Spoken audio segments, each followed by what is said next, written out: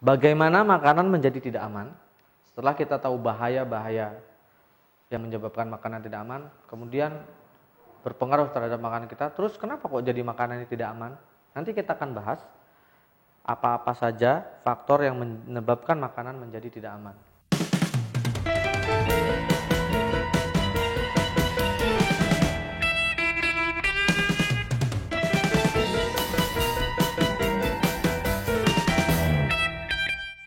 Saya Samsul Arifin, sebagai praktisi keamanan pangan di Indonesia, auditor untuk beberapa standar food safety dan quality. Welcome to my foodies class. Oke, pada prinsipnya ada 3 hal yang dapat menyebabkan makanan menjadi tidak aman. Karena terkontaminasi bakteri, karena terkontaminasi benda asing, atau karena terkontaminasi bahaya kimia. Nah, 3 hal ini, pertama suhu, kedua kontaminasi silang dari peralatan, dari manusia atau karyawan, dan terakhir adalah kebersihan atau disebut juga personal hygiene.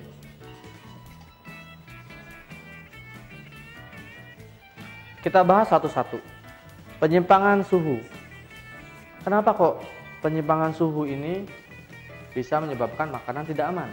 Ingat, musuh kita pertama adalah kuman, bakteri. Bakteri tumbuh pada suhu di mana kita tumbuh. Jadi rentang pertumbuhan bakteri itu dari mulai 4,4 derajat Celcius sampai 60 derajat Celcius. Dia sangat cepat tumbuh.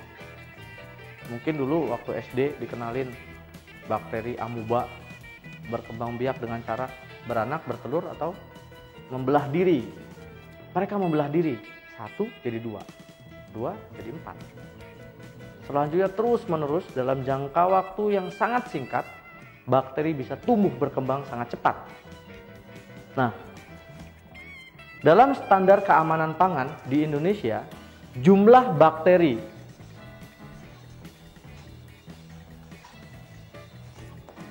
yang diperbolehkan dalam makanan adalah 500.000 koloni per gram. Bayangkan 500.000 loh, banyak loh. Artinya apa? Maksimal kalau jumlah bakterinya, ini bukan membahas bakteri jahat yang atau baik, ini semua total bakteri. Jika jumlah bakterinya lebih dari 500.000 baru kita sakit. Artinya kalau sampai Anda sakit, buang air berarti bakterinya sudah lebih dari ini berarti. Atau ada bakteri patogen. Bakteri patogen adalah bakteri yang beracun, yang berbahaya. Yang tadi saya sebutkan ada salmonella, ada listeria, ada clostridium, dan lain-lain. Suhu ini sangat penting untuk dijaga. Maka inilah yang disebut dengan temperature danger zone.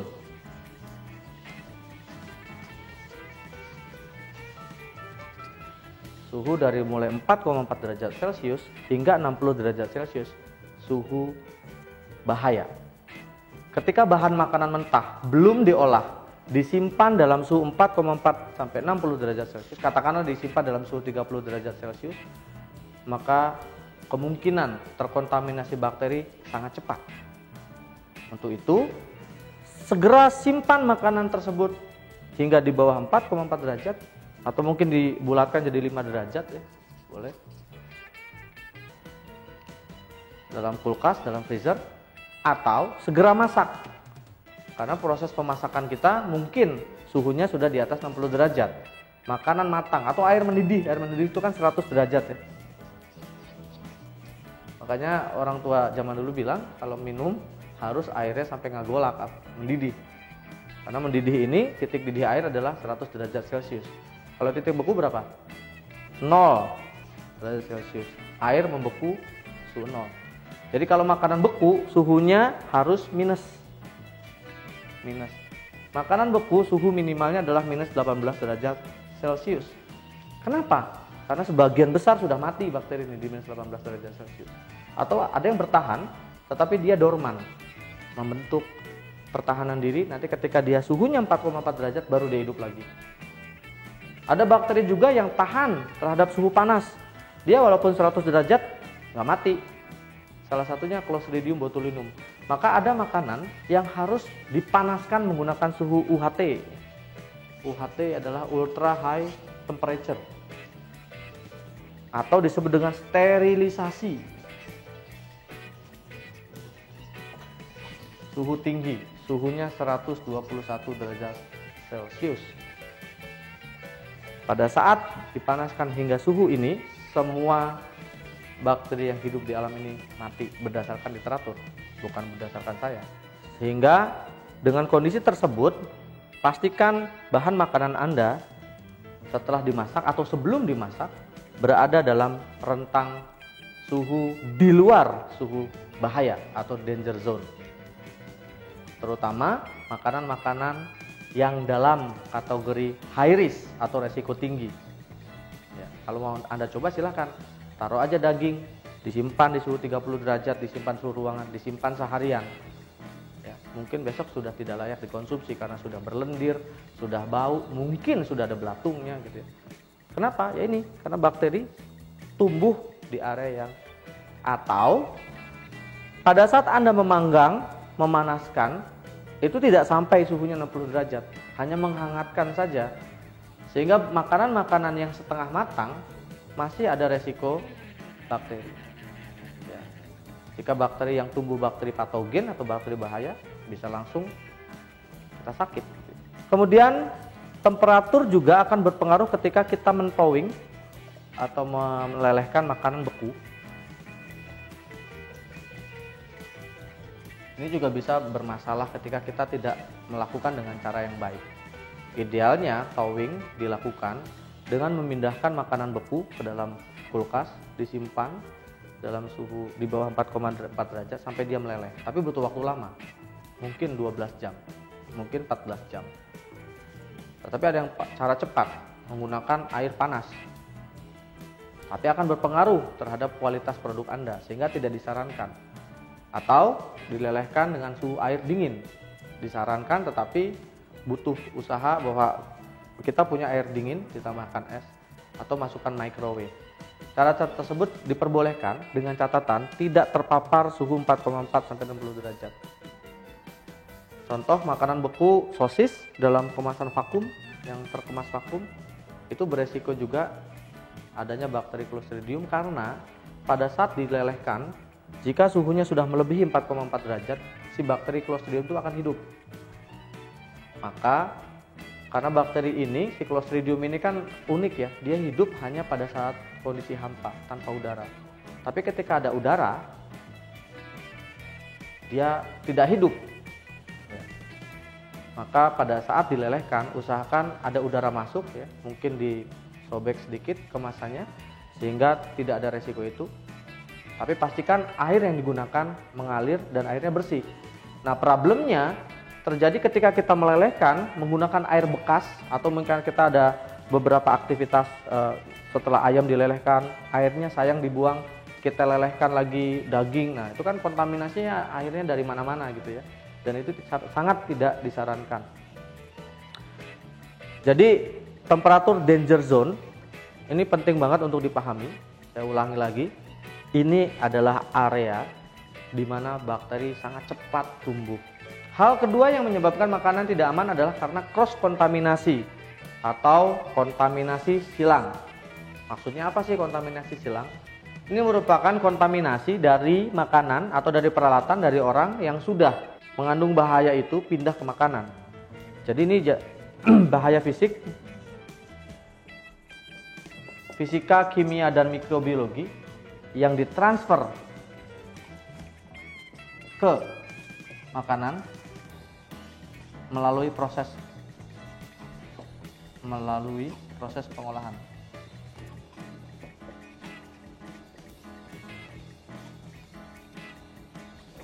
Pada saat pengolahan makanan dilakukan, memasak, alatnya jelek, alatnya kotor, talenannya, mejanya, kotoran yang ada di meja pindah ke makanan, itu yang disebut dengan kontaminasi silang. Walaupun kita udah beli daging bagus, daging impor, disimpan bagus, pada saat kita ngolah mejanya kotor. Nah, itulah yang disebutkan kontaminasi silang. Atau orangnya nggak bersih, atau peralatan yang untuk memotong bekas, motong ayam masih ada darahnya, masih ada lendirnya, itulah yang disebut dengan kontaminasi silang. Sehingga kalau kita nggak ngerti mekanisme itu, kita anggap semuanya baik-baik saja, karena kita anggap setelah itu kan ada digoreng, Pak. Setelah itu kan nanti direbus Pak, bakterinya mati. Belum tentu.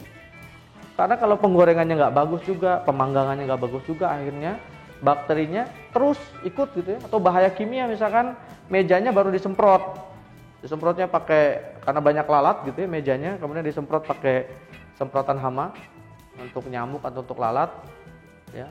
Belum dibersihkan udah taruh ayam atau udah taruh daging, kebayang ya pestisida yang ada di dalam semprotan lalat itu pindah, itu kontaminasi silang. Atau hal-hal yang lain, mungkin baskom, keranjangnya udah banyak yang patah pecah, pindah ke situ, nggak kelihatan, dijual ke konsumen, konsumennya komplain, kok saya makan ada plastiknya, kok saya makan ada serpihan kayunya ya. Itu yang disebut dengan kontaminasi silang. Selanjutnya, bagaimana kita mampu untuk mencegah kontaminasi silang terjadi? Ada 3 faktor penting yang harus kita lakukan. Yang pertama adalah pisahkan peralatan. Maksudnya apa? 1, gunakan peralatan yang terpisah untuk mengolah jenis makanan yang berbeda. Untuk produk matang dengan produk mentah, atau cook dan raw food. Contohnya gimana? Nih habis motong-motong daging mentah, tiba-tiba motong steak yang sudah kita panggang, nggak boleh. Pisaunya harus terpisah. Atau sayuran mentah, habis itu pakai wadahnya dipakai lagi untuk sayur yang udah matang, itu juga nggak boleh, harus dipisah. Yang kedua adalah memisahkan peralatan yang digunakan untuk mengolah sayur dan mengolah daging. Karena daging lebih banyak resiko bakteri tumbuh, daging protein tinggi. Kalau habis mengolah daging, kalau mau digunakan kembali alat tersebut, maka disarankan untuk disanitasi. Kalau tidak, usahakan menggunakan peralatan yang terpisah. Karena itu prinsip. Mentah dengan matang, alatnya dipisah. Sayur dengan daging, alatnya dipisah. Termasuk keranjang, termasuk baskom, termasuk mungkin pan ya yang akan digunakan. Prinsip yang kedua adalah pisahkan waktu, atau time separation atau time segregation. Siapkan daging mentah, seafood, dan lain-lainnya pada waktu yang berbeda ya, ketika kita mempreparasi bahan makanan yang lain. Ya, misalkan pagi kita prepare itu dulu, setelah itu siap, baru nanti dibersihkan, gunakan preparasi bahan yang lain. Kenapa? Jika ada kontaminasi, kita sudah bisa hindari. Sehingga, atau dibalik, pagi kita prepare yang resiko rendah, baru nanti habis itu daging, ayam, ikan, dan lainnya. Jadi kalau nggak bisa pisahkan peralatan, pisahkan waktu. Tetapi pada saat melakukan pemisahan waktu, maka antara jeda setelah menggunakan peralatan yang digunakan untuk yang resiko tinggi ke resiko rendah, harus ada pelaksanaan clean and sanitize, bersihkan dan disanitasi. Ada perbedaan antara clean dan sanitize. Clean adalah membersihkan, sanitize adalah suci hama atau desinfeksi atau menghilangkan kuman. Jadi cara mencuci yang baik adalah menggunakan 3 metode. Wash, rinse, dan sanitize. Wash, cuci, kotoran-kotoran dibuang, ya, peralatan-peralatan dibuang, kemudian cuci dengan air dulu, pakai deterjen, bersihkan, dibilas, kemudian direndam dengan larutan sanitizer. Bisa menggunakan klorin atau bisa menggunakan bahan lainnya, atau bisa menggunakan air panas. Jadi ini 3 method of clean and sanitize merupakan standar basic yang mungkin belum tentu orang tahu gitu. Karena kebanyakan di ibu-ibu rumah tangga pun nyuci hanya membersihkan, deterjen, bilas. Sanitize-nya nggak ada. Tapi dalam skala kecil mungkin kita bisa hindari. Maka setiap kali ibu-ibu setelah memasak, mencuci piring, kemudian membersihkan, terakhir dibilas, setelah dibilas diverifikasi dengan menggunakan metode V gitu ya. Itu adalah memeriksa apakah masih licin, berarti masih banyak lemaknya atau tidak, atau masih ada sisa sabunnya apa tidak.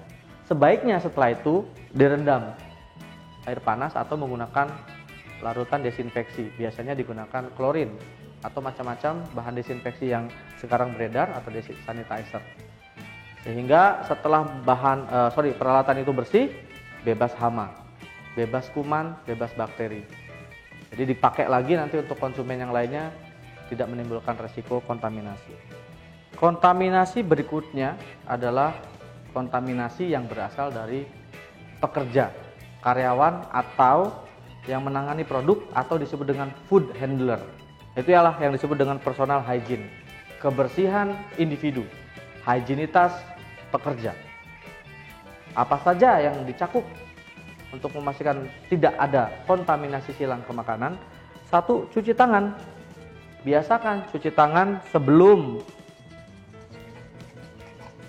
menyentuh makanan.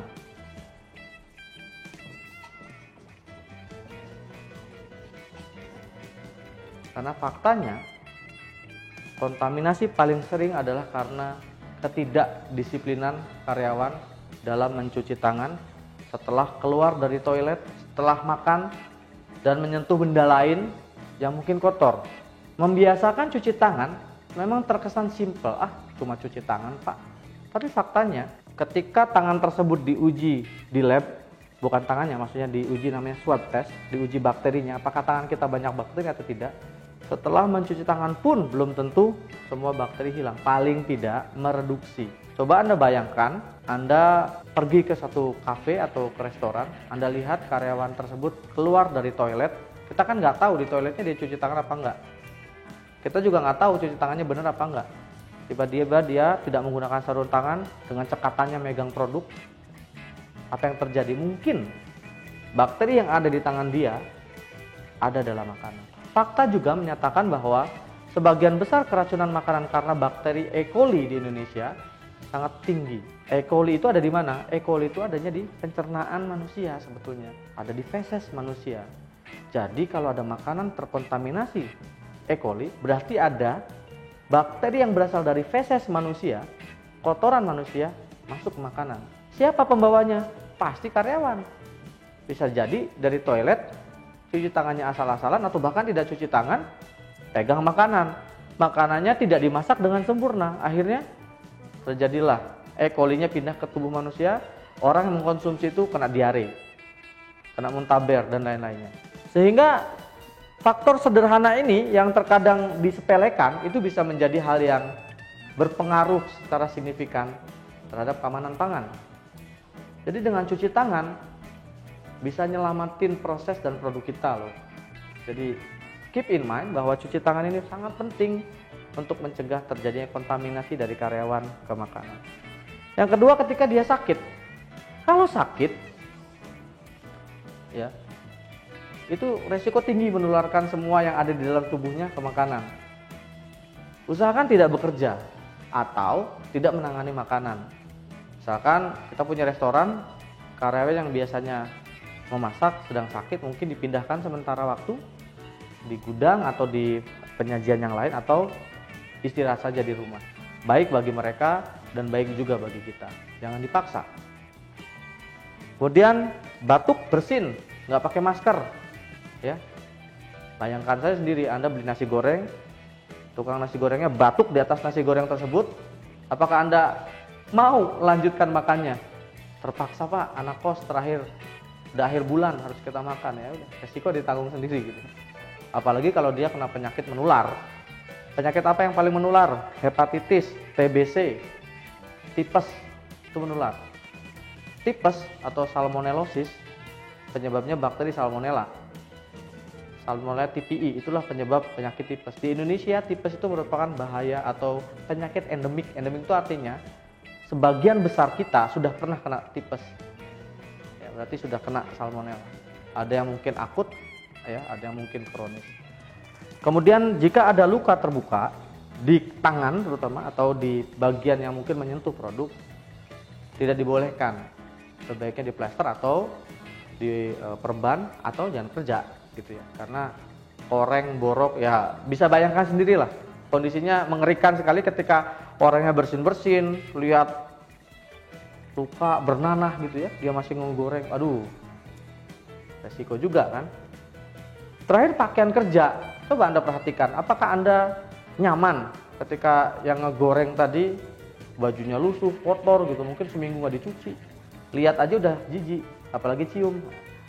Maka harus ada tuh mekanisme bagaimana mengganti pakaian kerja karyawan tiap hari, menggunakan apron atau menggunakan pelindung, ya, sarung tangan, ya, sarung tangan yang mungkin sekali pakai, menggunakan perlengkapan kerja yang seharusnya, rambutnya tertutup, sehingga lengkapilah karyawan Anda juga dengan pakaian kerja yang baik, nyaman dipakai, juga mengurangi resiko kontaminasi. Jadi semua yang terkait dengan makanan tidak aman sudah saya jelaskan. Kesimpulannya adalah faktor-faktor tadi sangat berpengaruh terhadap makanan yang nanti dihasilkan. Perlu diingat bahwa makanan tidak aman bukan hanya dari bahan baku, tapi terjadi kontaminasi dari mulai suhu, kemudian peralatan yang digunakan, orang yang bekerja. Kontaminasi silang segera kita hentikan untuk memastikan produk kita aman. Harapan saya, hal-hal tersebut kita lakukan, kita kontrol dengan baik, kita kendalikan dengan baik, maka mudah-mudahan Anda terhindar dari risiko makanan yang tidak aman. Saya Samsul Arifin, thanks for watching my foodies class.